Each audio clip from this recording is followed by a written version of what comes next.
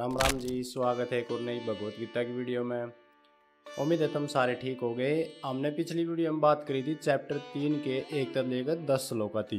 आज इस वीडियो में बात करांगे 11 तक लेकर 20 थी। 10वें श्लोक में क्या बात हो रही थी कि ब्रह्मा ने यज्ञ की स्थापना करी थी। उसमें बताया गया था कि अगर कोई मनुष्य उस यज्ञ का पालन कर रहा है तो उसने सुख समृद्धि मिलेगी और उसकी इच्छा पूरी होगी। पिछले 10वें श्लोक में यह बात बताई गई थी। ये बात कराएंगे हम 11वें श्लोक में। इसमें क्या बताया गया है, तुम लोग यज्ञ के द्वारा देवताओं की उन्नति करो, देवतागण तुम्हारी उन्नति करें। इस प्रकार परस्पर उन्नति करते हुए परम कल्याण को प्राप्त हो जाओगे। इस श्लोक में क्या बताया गया है कि श्री कृष्ण अर्जुन से बताने लग रहे हैं कि तुम लोग इस यज्ञ के द्वारा देवताओं को खुश करो और मनुष्य और देवताओं के बीच सहयोग से परिणाम स्वरूप सभी को सुख समृद्धि प्राप्त होगी और मनुष्य परम कल्याण को प्राप्त होगा। मतलब नहीं बताओ कि इस यज्ञ के द्वारा देवताओं को खुश करो और देवता खुश होने के बाद मनुष्य का कल्याण होना निश्चित है। इस श्लोक में न्यू बताया गया है। अब करांगे अगले श्लोक की बात 12वें की। इसमें क्या बताया गया है, देवतागण यज्ञ द्वारा पोषित होकर तुम्हें इष्ट भोग प्रदान करेंगे।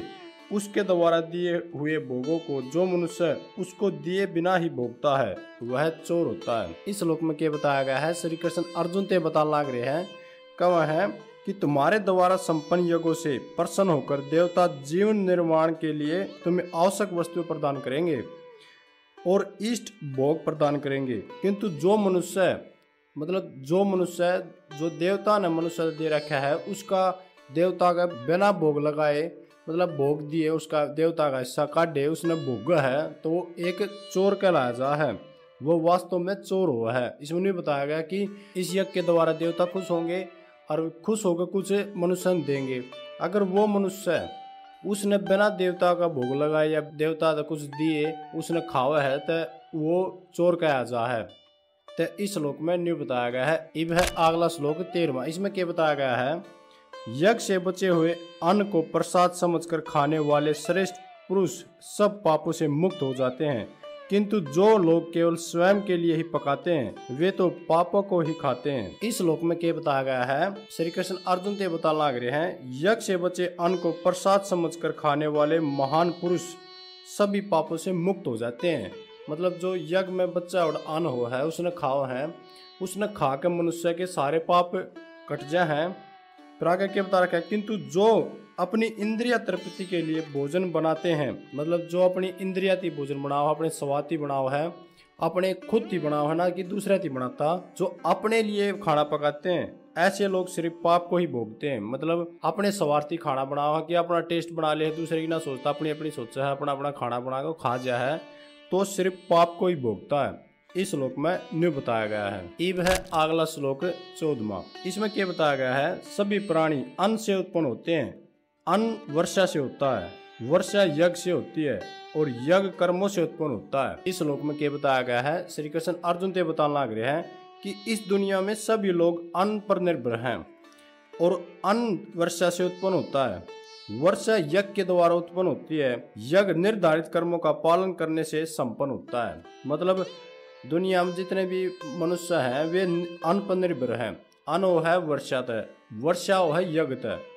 यज्ञ जब संपन्न हो है, जब बढ़िया कर्म करके यज्ञ कराया जा है, जब वो यज्ञ माना जा है, जब वो संपन्न हो है। इस श्लोक में न्यू बताया गया है। अब है अगला श्लोक 15वां। इस श्लोक में क्या बताया गया है, कर्मों को तू वेद से उत्पन्न जान और वेद को अक्षर ब्रह्मा से प्रकट हुआ जान, इसलिए वह सर्वव्यापी परमात्मा यज्ञ कर्तव्य कर्म से नित्य प्रतिष्ठ है। इस श्लोक में क्या बताया गया है, श्री कृष्ण अर्जुन से बताने लग रहे हैं कि वेदों में सभी जीवों के लिए कर्म निश्चित किए गए हैं और वेद ब्रह्मा से प्रकट हुआ है।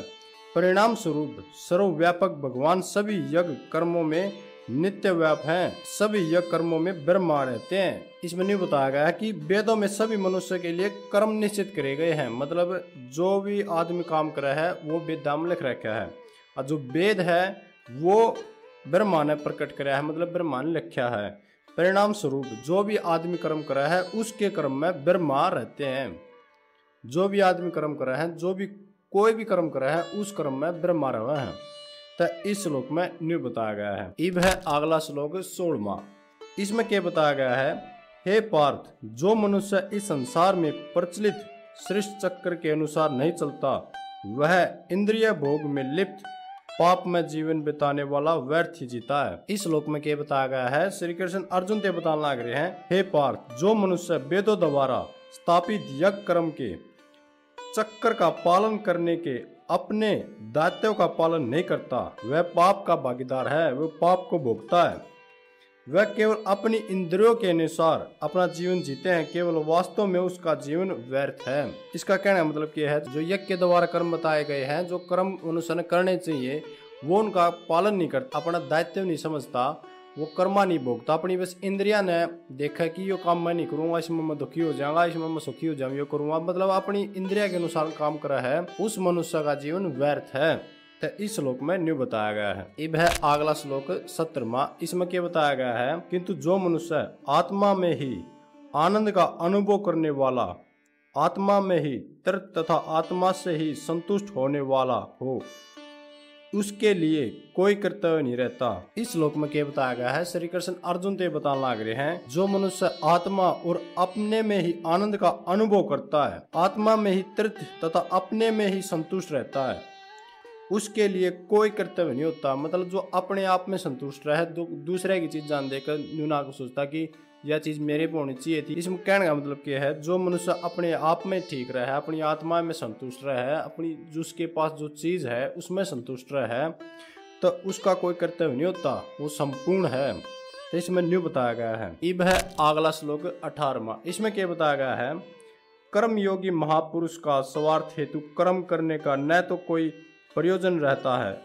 और न ही कर्म न करने का कोई कारण, वे सभी प्राणियों में किसी प्रकार के स्वार्थ का संबंध नहीं रखते। इस श्लोक में क्या बताया गया है, श्री कृष्ण अर्जुन ते बताने लग रहे हैं कि आत्मलीन आत्माओं, मतलब जो सिद्ध पुरुष है या मनुष्य अपने कर्तव्यों का पालन करने या अपने विमुख होने से कुछ पाना या खोना नहीं होता, और न ही उन्हें अपनी निजी आवश्यकताओं की पूर्ति के लिए अन्य जीवों और मनुष्य पर निर्भर रहने की आवश्यकता है।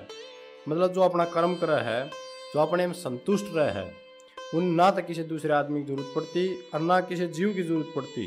वो अपने कर्म में ध्यान रखा है, अपने कर्तव्य का पालन करे जा, वो ना उसने किसी खोने की टेंशन रहती, ना उसने पाने की टेंशन रहती, वो अपने कर्म में ध्यान रखा है। इस श्लोक में न्यू बताया गया है। अब है अगला श्लोक 19वां। इसमें क्या बताया गया है, इसलिए तू आसक्ति रहित होकर सदैव कर्तव्य कर्म का आचरण कर, क्योंकि अनासक्त पुरुष कर्म करता हुआ परमात्मा को प्राप्त होता है। इस श्लोक में क्या बताया गया है, श्री कृष्ण अर्जुन ते बताने लग रहे हैं कि हे अर्जुन, तू आसक्ति रहित होकर, मतलब अपनी इंद्रियां कंट्रोल करके ईर्ष्या द्वेष ने सब क्या है न त्याग कर अपने कर्तव्य का पालन कर।